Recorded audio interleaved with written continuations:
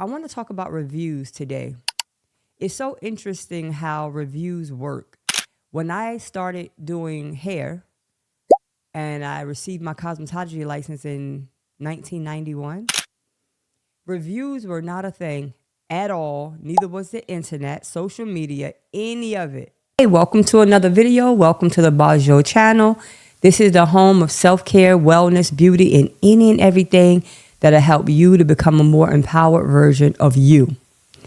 Today, we are continuing in our conversation about hair care and what are some of the methods that we can use to find great stylists. And we spoke about a few, on our last video. If you didn't see that, go back and check it out. But I want to talk about reviews today. It's so interesting how reviews work. When I started doing hair and I received my cosmetology license in 1991, reviews were not a thing at all. Neither was the internet, social media, any of it. You built your clientele strictly by word of mouth. You did someone's hair. They would see your hair.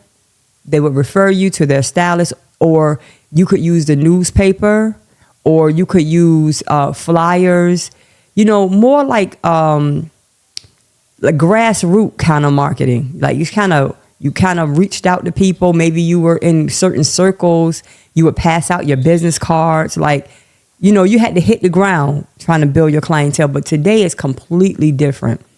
And it was interesting because by the time reviews came out, as a stylist, I didn't even know reviews was a thing. My clients were coming in telling me about what was going on, and that's when I started to pay attention to that. But now it's like a major thing.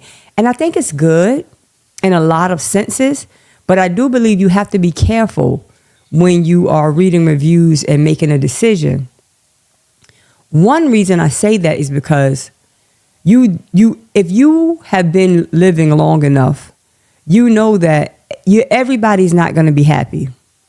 So sometimes when I see certain reviews and it's like all of these reviews and it's no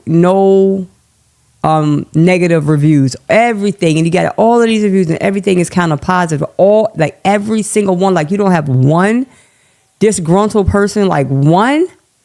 Sometimes that makes my red flag go up, because I do understand that we live in a world of scams, and they have these people that you can pay to write up a whole bunch of reviews that's going to be positively impacting your business. And so in those ways, I raise my red flag, but I'm not saying that I want to see a lot of negative reviews somewhere, because if you read through the reviews, you could kind of filter it. Like, don't just read one or two. Read through the reviews, because if you do, you'll start seeing some type of a theme. Meaning, like, they're good at this. This salon is good at this. They have maybe good customer service. A lot of the reviews are going to say similar things, whether it's negative or positive. It could be, my hair got messed up the next day. It didn't last. And then if you see 5 or 6 or 7, 8, 9, 10 reviews with saying the same thing, then that's kind of legitimate, because you always going to see a thing. When you see someone who has great reviews, it's the same thing. Oh, when I go to the salon, it's great, or the atmosphere is, I love this or I love that. And they're kind of touching on some of the same things. And what I will say is that the reviews do matter, because you can get a good sense of how they are satisfying or not satisfying the clientele that's engaging them at that current time. Also, when it comes to reviews, I believe that people will, for the most part, be honest.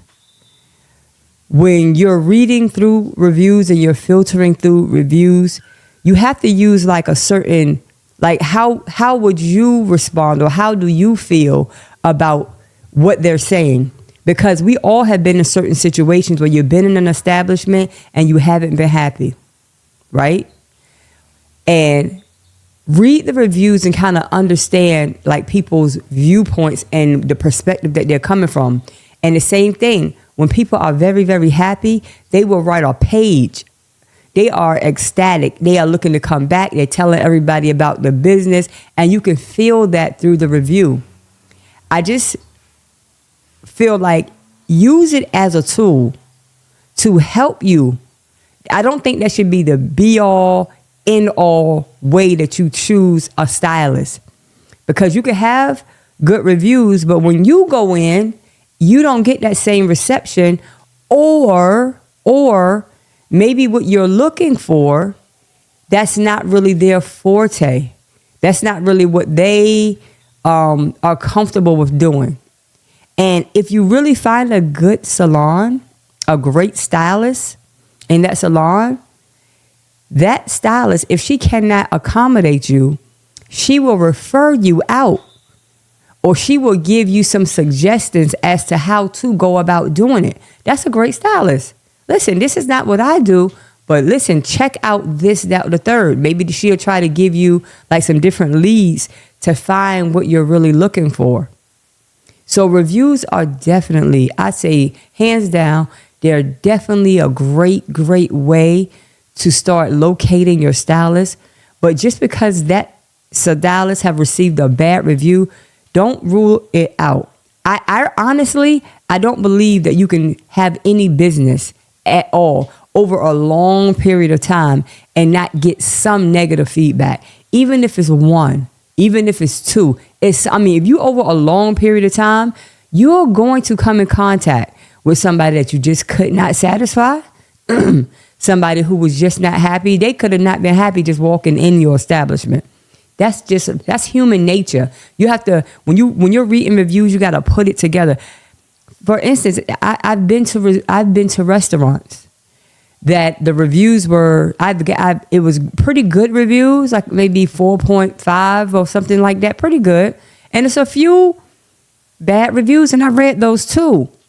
But I also understand that when it comes to business in general, a restaurant is not going to make everybody happy. Some people like the way they season it. Some people like, oh, there was too much seasoning.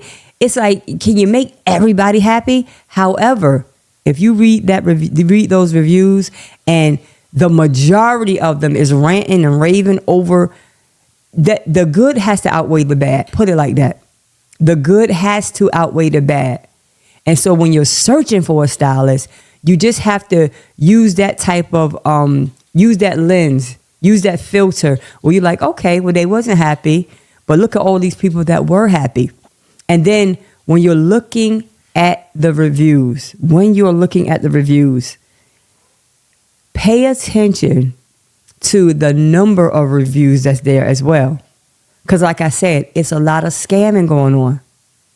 And sometimes you can pay a person a few $100 and they can load your page up with these great reviews, but you can feel the disingenuous vibe that's connected to it.